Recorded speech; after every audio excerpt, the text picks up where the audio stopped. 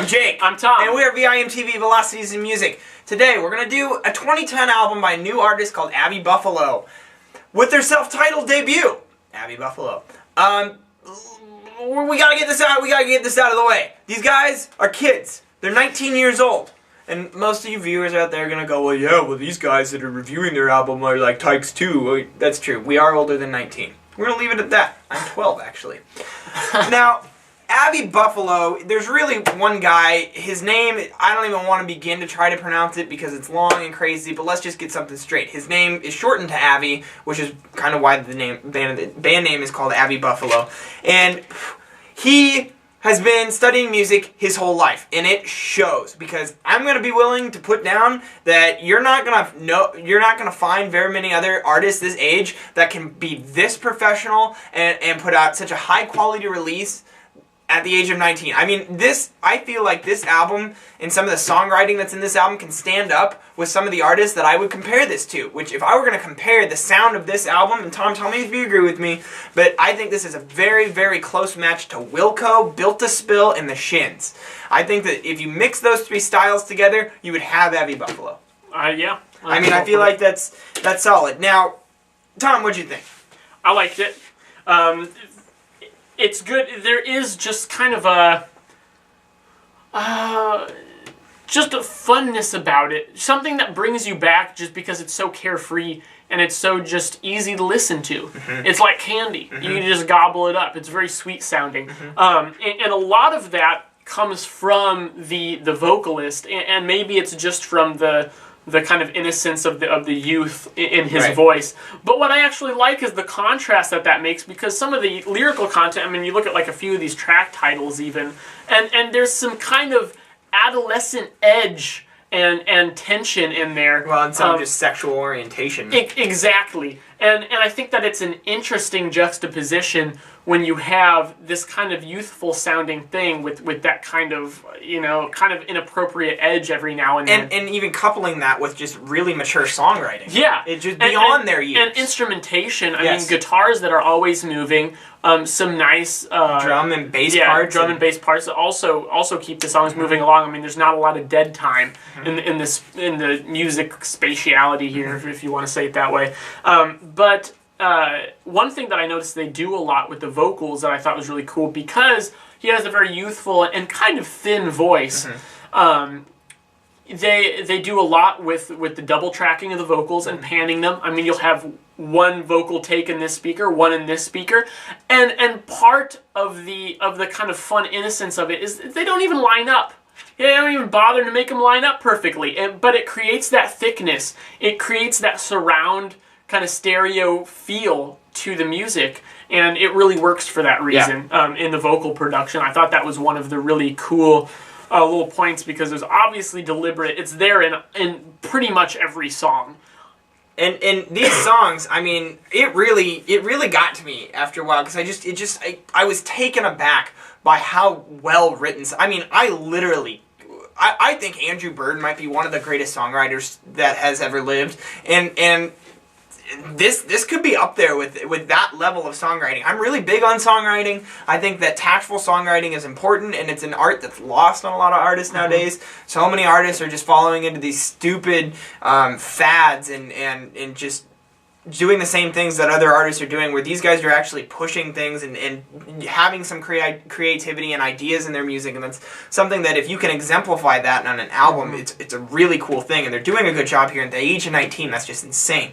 I think that it's really hard. Tom already alluded to the lyrics, and it's really hard not to talk about the lyrics here, because these guys are 19, and some of this track's names, Summer Come, Five Little Sluts. I mean, and there's themes of sex and death and relationships. I mean, it's the whole gamut. But at the same time, it's not like you can just write this off as immature. Like, oh, these guys are just so immature. I can't respect them for it. It's youthful and carefree, like Tom said. And almost like a lot of critics praise Japandroids for doing the same thing. And I feel like it's on that level. But really, I think it complements the songwriting well. Now, if you're offended by some of the sexual orientations, then quit being prude. Because, seriously, it's not that big of a deal. But this is definitely, I mean, for what you're getting, I feel like you really should just look at this for what it is, and that's just, it's really good songwriting. 10 tracks, not the longest album, it's well albumized.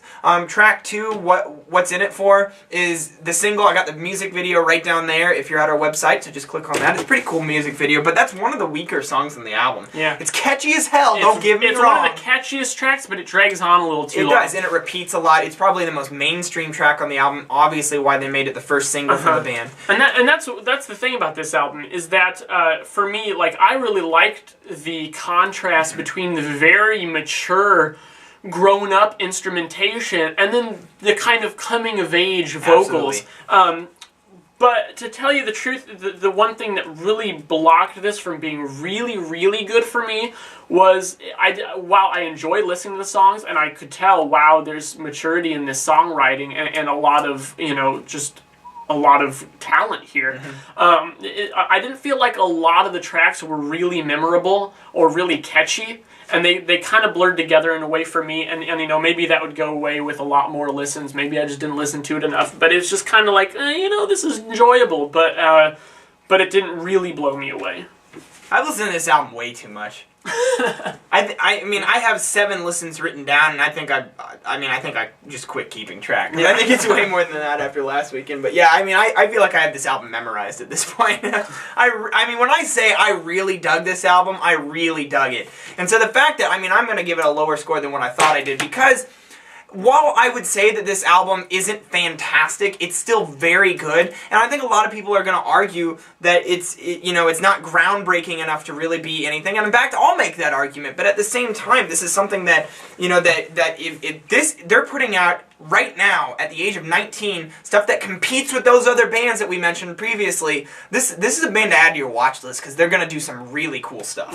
And for that, I'll pick out my favorite tracks. I cannot not pick, that makes sense, I have to pick What's In It For, because it's just, that's what sealed the deal for me. It's that catchy. But track 3, Coaxed. Track 6, Summer Come. I love that song. Track 7, One Last. Those are my picks. I'm going to go with tracks 6 through 8. Summer Come, One Last, and Can't I Know. Yeah, and I really feel like, we both didn't pick the song Jessica, but I think I have a video of that one down there. And it's just some of the best songwriting I've ever heard. It's been done before. It's a song that's styled a lot like some other stuff that you'll hear in Southern rock, but it's still awesome.